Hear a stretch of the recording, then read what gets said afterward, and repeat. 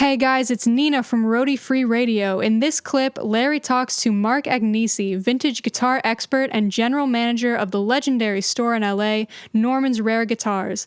Here, Mark tells the story of how he fell in love with the guitar. If you want to hear more from Mark, you can listen to the full episode, number 120, from January 28th, 2019. Thank you for listening. Thank you for subscribing. Here's Larry and Mark Agnesi. What was it about the guitar at 16 years old or 6 years old that got you? I mean, my dad worked in radio and rock and roll radio, so I'd been going to shows my whole life. I had seen the whole kind of rock star thing.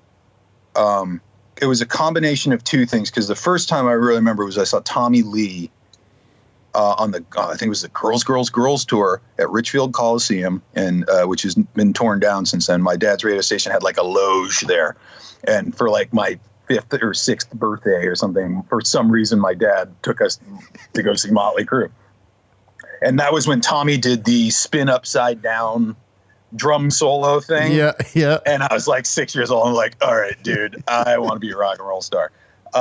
And then it was Poison, actually. It was CeCe DeVille from Poison, the most unlikely of heroes. I believe it was the beginning of the, what the fuck is it? The Talk Dirty to Me music video. Yeah.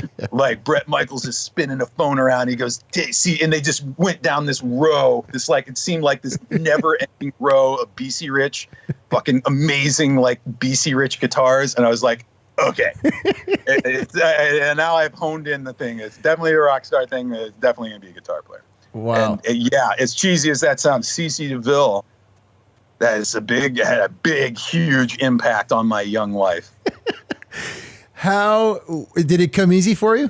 Not the rock star part, but the guitar playing part? Yeah, obviously that never really but, still working that out. I mean, there was, like any kid, I had a lot of stuff going on. So to sit in practice, when I also had soccer practice and tennis lessons and all other, just going out and playing with my friends and stuff.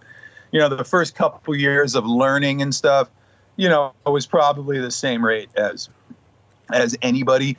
I think when I was 9, we went to see Van Halen. My dad took me to see Van Halen on the Balance tour, right when Eddie had kind of cleaned up and cut his hair and all that stuff. And we were backstage, and I got to meet Eddie Van Halen. I have this picture with Eddie Van Halen. I was wearing my Gorilla Snot T-shirt. I don't know if you remember. It was like to help you from keeping your pic. I was like, I looked every time I see that picture, I'm like, God, why did I wear that shirt? But I met Eddie Van Halen, wow. And then I got to watch. I was like on his side of the stage. We had good seats, and I was on Eddie's side. And I just remember watching him do his guitar solo that night, and I was just like, okay, it made more sense, and kind of that from that next day on, like practicing was not a chore anymore. There was a lot more drive, and there was a lot more to it. That really lit the fire under my ass, and was like, okay, no, I got to get good, and I want to do it like that. You know, that's when I started every single day, hours and hours and hours a day, trying to really actively learn. That's a tricky moment for a lot of kids, that age, because it's like it could go the other way, right? Where it's like, I'm never going to be that good, so why bother? Yeah, it's tough to be a kid. I can only imagine. I mean, I was an 80s and 90s kid, so this is pre-computers and internet and shit, man. I mean, it was like there was a lot more free time back then. I can only imagine what it's like now with screens on everything and YouTube video games and all sorts of stuff. How hard it is to commit to do it, but I don't know, when kids, you see the kids when they get into stuff, they go head first into stuff, Deep, I'm glad I started as young as I did. Had I been older, I might not have given it that, or I had that time to commit to it or to do all that stuff. I think getting the bug so young really helped me. Where are you on the, what are your thoughts on like learning stuff?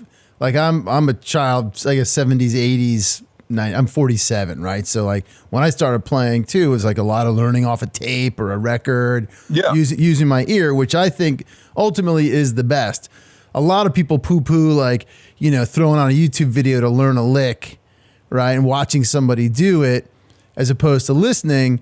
But I fucking pull up YouTube videos all the time and I'm like, what's he doing there? Right? It's great because either way, it's like if you can't have someone, the beauty of playing is sitting in a room with somebody else, right? And learning, even when you have like that older friend who was 18 and you were. That would show you the lick. Yeah. That knew the lick. Yeah. That's basically what YouTube, I mean, I took like formal lessons for a couple of years and really did not dig the formal lesson thing. I stopped taking lessons and I just started learning songs. And I feel like I learned more about everything by just learning songs. Back when there were record stores and stuff, like I used to go to the mall, like Sam Goody or whatever, and they used to have like the little sheet music section. Yeah. And I had every Metallica album's, tab book and every Guns N' Roses record and stuff. And you'd sit there and look at the licks and go, oh, wait, that lick's over here too.